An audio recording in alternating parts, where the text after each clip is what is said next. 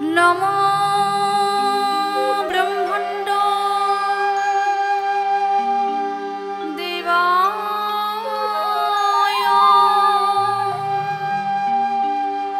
गो ब्रह्मण्ड हृताय च जगद्धृ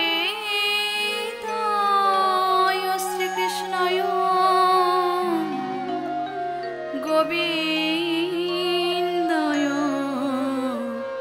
नमो नमः।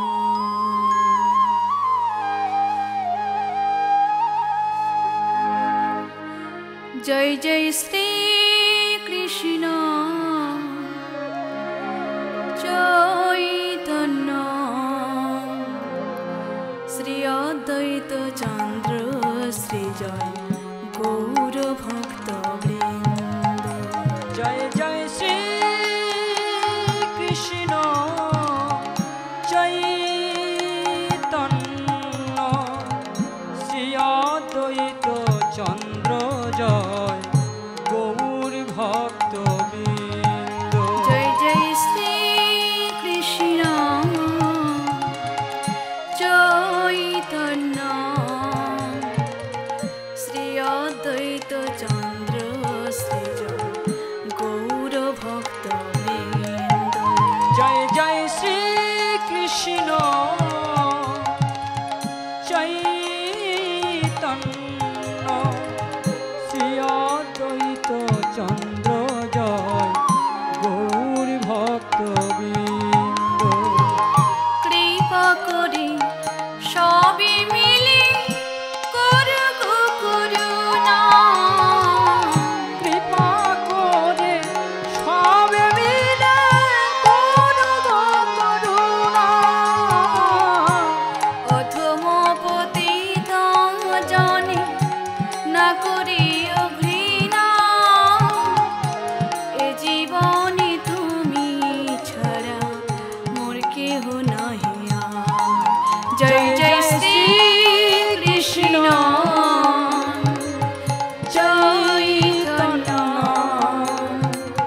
श्री अद्वैत चंद्र जय गौर भक्त वृंद।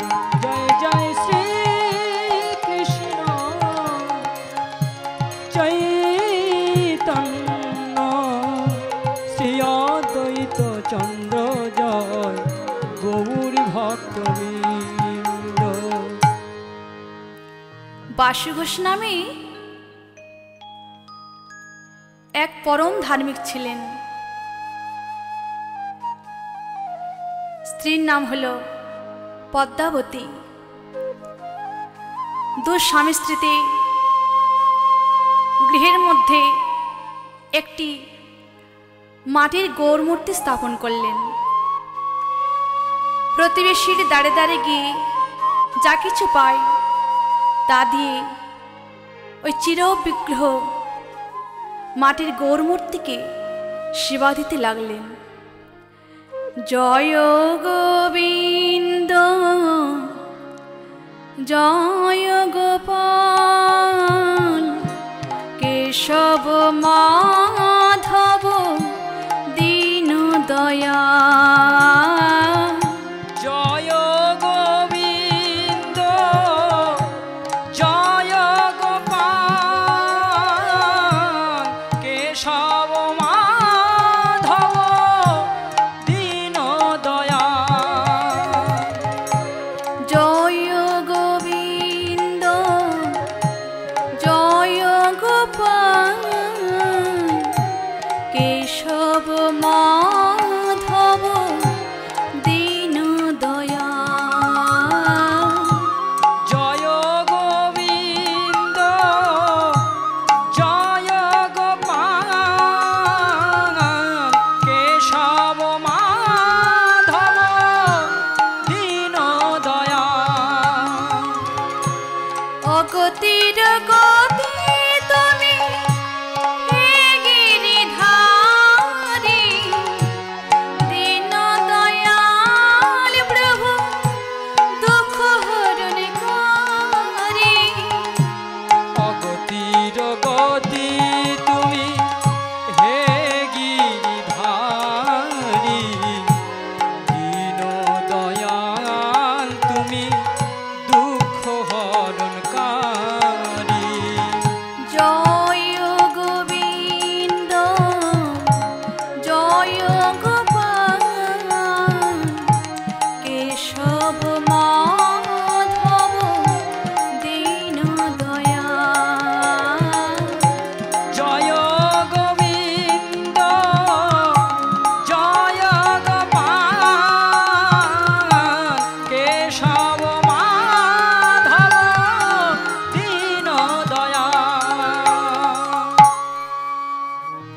সেবা দিতে দিতে দিন যায়, মাস যায়, বছর কেটে যায়। একদিন পদ্মাবতী মনে মনে চিন্তা করলেন, এতদিন হলো এই মাটির গৌর মূর্তিকে সেবা দিলাম, সেবা দিতে দিতে বার্ধক্য দশায় পৌঁছে গেলাম, কিন্তু এই মাটির গৌর আমাদের কি দিয়েছে? কিছুই দেয়নি। না দিয়েছে ভালো খেতে, না দিয়েছে ভালো পড়তে, না দিয়েছে আমার কোলে একটি সন্তান। ছুটে এলো স্বামীর কাছে, স্বামী গো, পদ্মা আমায় কিছু বলবে? হ্যাঁ স্বামী, তোমার এই মাটির গৌর আমায় কিছুই দেয়নি। ও কি জানে না আমার মনের বাসনা কি? ও যদি জানতো তাহলে হয়তো আমার মনের বাসনা পূর্ণ করতে পারত। পদ্মা, এ তুমি কি বলছো? আমি বলছি, মন প্রাণ হৃদয় দিয়ে তুমি সেবা দাও, দেখবে গৌর তোমার মনের বাসনা পূর্ণ করবে, করবে, করবে। সত্যি কথা বলছো তো? হ্যাঁ গো পদ্মা, হ্যাঁ। তাহলে শোনো স্বামী, তোমার গৌর যদি আমার মনের বাসনা পূর্ণ করে তাহলে আমি সারা জীবন সেবা দেব। আর তোমার গৌর যদি আমার মনের বাসনা পূর্ণ না করে তাহলে তোমার এই মাটির গৌর মূর্তিকে আমি ওই সুরধনির বক্ষে ভাসিয়ে দেব, দেব, দেব। পদ্মা, না না না, এমন কথা বলো না। আমি বলছি গৌর তোমার মনের বাসনা পূর্ণ করবে। পদ্মাবতী স্বামীর কথা মতো আবার সেবা দিলেন। দয়াময় গো, তুমি তো জানো আমার মনের বাসনা কি। প্রভু গো আমার চরণে তোমার প্রণাম নিও এই দাসে। প্রভু গো আমার চরণে তোমার প্রণাম নিও এই দাসে। প্রভু গো আমার চরণে তোমার প্রণাম নিও এই দাসে। প্রভু গো আমার চরণে তোমার প্রণাম নিও এই দাসে। দাও প্রভু দাও একটি সন্তান, দাও প্রভু দাও একটি সন্তান। আর কিছুই নাহি চাহি। প্রভু গো আমার চরণে তোমার প্রণাম নিও এই দাসে।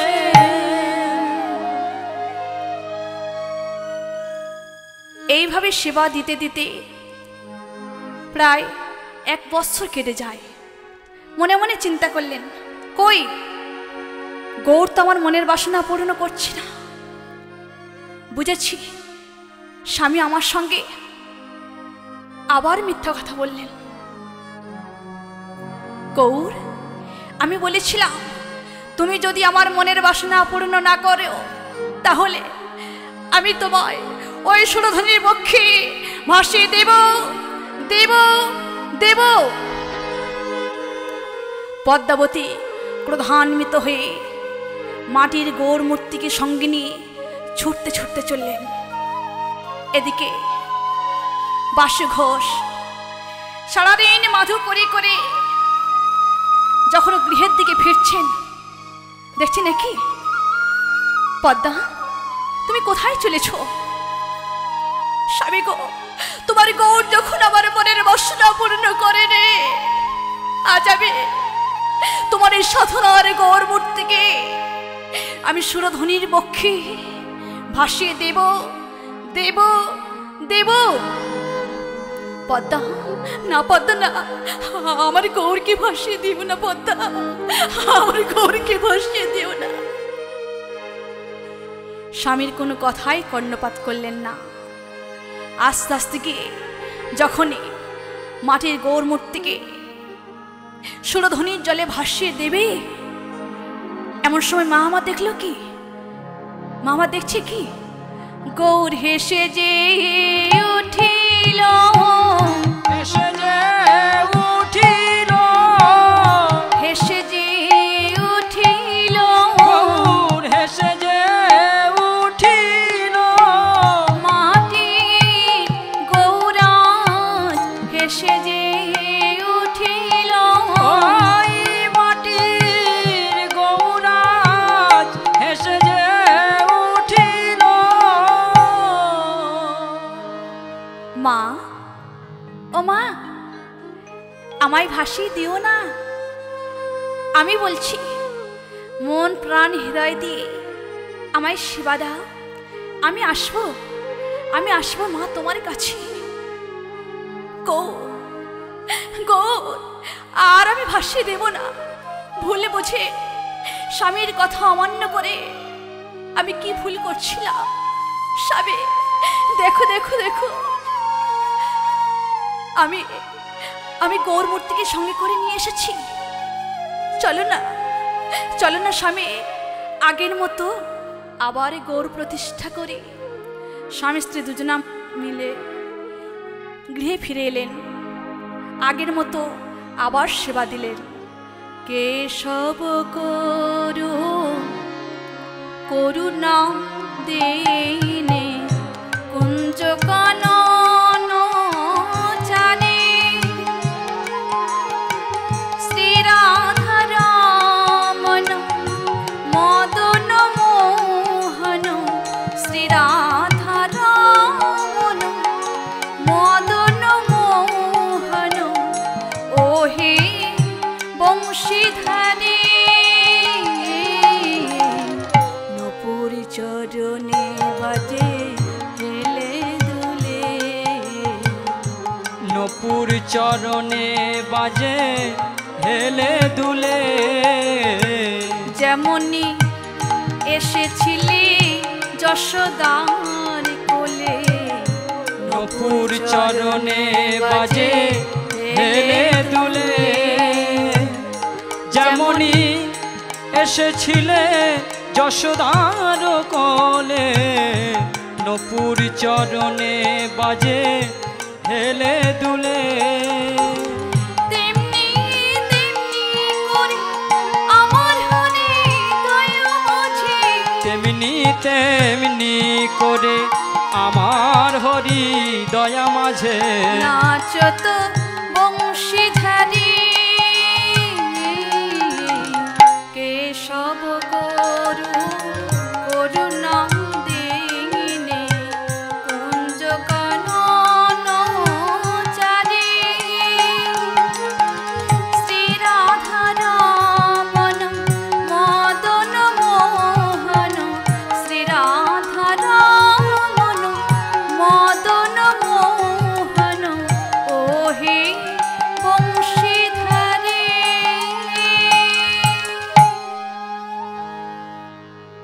এইভাবে সেবা দিতে দিতে দিন যায়, মাস যায়, বছর কেটে যায়।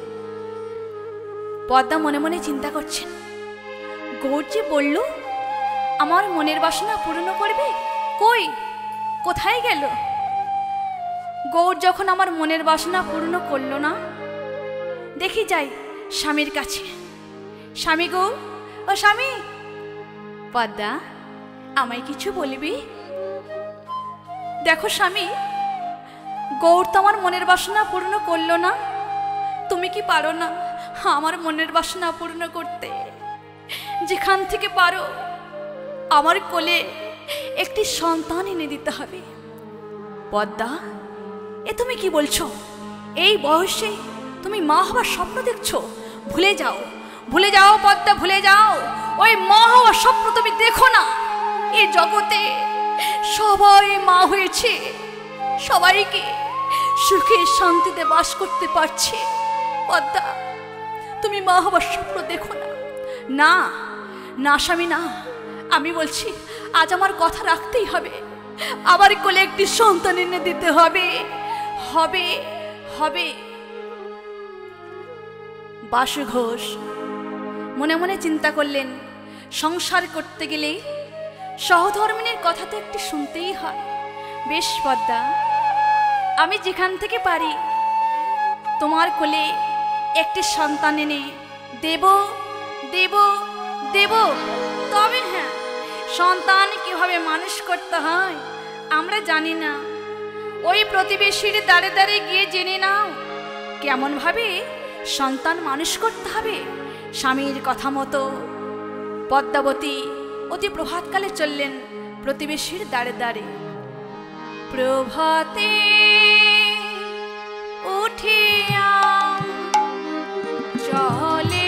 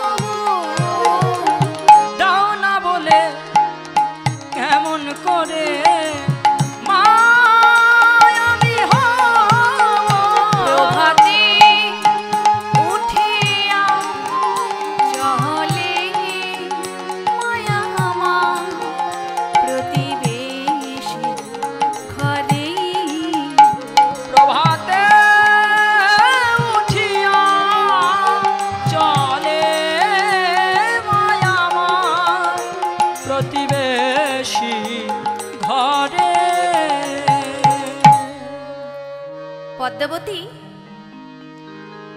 প্রতিবেশীর দাঁড়ে দাঁড়ে গিয়ে সন্তান মানুষ করা শিখতে শিখতেই প্রায় অনেক দিন হয়ে যায়। ছুটে এলো স্বামীর কাছে। ও স্বামী, স্বামী গো, কই আমার সন্তান কোথায়? বাসু ঘোষ মনে মনে চিন্তা করলেন, আমি বুঝেছিলাম প্রতিবেশীর দাঁড়ে দাঁড়ে গিয়ে সন্তান মানুষ করা শিখতে শিখতে একদিন ভুলে যাবে সন্তানের কথা, আর আমায় আনতে বলবে না। কিন্তু এ তো ভুলছে না। স্বামী, এ কি গো, সন্তান আনার কথা বলতে তুমি এমন করছো কেন? বুঝেছি বুঝেছি স্বামী, তুমি আবার আমার সঙ্গে প্রতারণা করেছ, মিথ্যাবাদী, প্রবঞ্চক। তাহলে শোনো, যতদিন তুমি আমার কোলে সন্তান এনে দিতে না পারবে ততদিন এই বাড়িতে আর কোনোদিন তুমি ফিরে আসবে না, আসবে না, আসবে না। পদ্মা, এ তুমি কি বলছো? বেশ বেশ পদ্মা, যতদিন আমি তোমার কোলে সন্তান এনে দিতে না পারি আমি আর বাড়ি ফিরে আসবো না, আর আমি বাড়ি ফিরে আসবো না। হ্যাঁ, শুনে যাও স্বামী, শুধু সন্তান হলে হবে না, ঠিক আমার এই গৌর মূর্তির মতো সন্তান আনতে হবে। এত বলি বাসু ঘোষ অতি বাহির হইল, গ্রামে গ্রাম অন্তরে ঘুরিতে লাগিল। এত বলি বাসু ঘোষ অতি বাহির হইল, গ্রাম গ্রাম অন্তরে ঘুরিতে লাগিল। পথ শ্রমে ক্লান্ত বাসু বৃক্ষ তলে বসি, পথ শ্রমে ক্লান্ত বাসু বৃক্ষ তলে বসি। মনে মনে ভাবে আহা কি করিব আমি, আহা কি করিব আমি, কি করিব আমি। বাসু ঘোষ সন্তানই খুঁজতে খুঁজতে প্রায় অনেক দিন কেটে যায়। গায়ের চর্মগুলো লুলায়িত হয়ে গেল, মাথার কেশগুলো বটের ঝুড়ির ন্যায় শুভ্র জটজালে পরিণত হয়ে গেছে, চক্ষু প্রায় দৃষ্টিহীন হয়ে গেছে। ভাবলেন কোনো মা কি তার সন্তানকে দেবে? এখন আমি কোথায় যাই? আমি যদি পদ্মারে কোলে সন্তান দিতে না পারি, তাহলে সন্তানের আশায় থাকতে থাকতে হয়তো হয়তো প্রাণে বিসর্জন দেবে। এখন আমি কোথায় যাই, কি করি? চিন্তা করতে করতে এমন সময় মনে পড়ল বন্ধু ভাস্করের কথা। শুনেছি বন্ধু ভাস্কর লক্ষ্মী, সরস্বতী, মনসা, পঞ্চানন সমস্ত ঠাকুর গড়ে। তাহলে বন্ধুর কাছে গিয়ে যদি আমার মনের কথা খুলে বলি, বন্ধুকে দেবে না আমার কোলে একটি মাটির গৌর মূর্তি গড়ে দিতে? বৃদ্ধ বাসু ঘোষ আস্তে আস্তে চললেন, বন্ধুর দাঁড়ে গিয়ে ডেকে উঠলেন, ভাস্কর, ভাস্কর, বন্ধু ভাস্কর। ভাস্কর ভাবলেন কি এমন সময় বন্ধু ভাস্কর ভাস্কর বলে কে চিৎকার করে ডাকে? দেখি তো, দ্বারে এসে দেখেন কি, কে কে তুমি? ভাস্কর, আমায় তুমি চিনতে পারছো না? আমি যে তোমার বন্ধু। বন্ধু? আমার তো কোনো বন্ধু নেই। ভাস্কর, তোমার মনে পড়ে না খুব বাল্যবেলায় তোমার পরম বন্ধু ছিল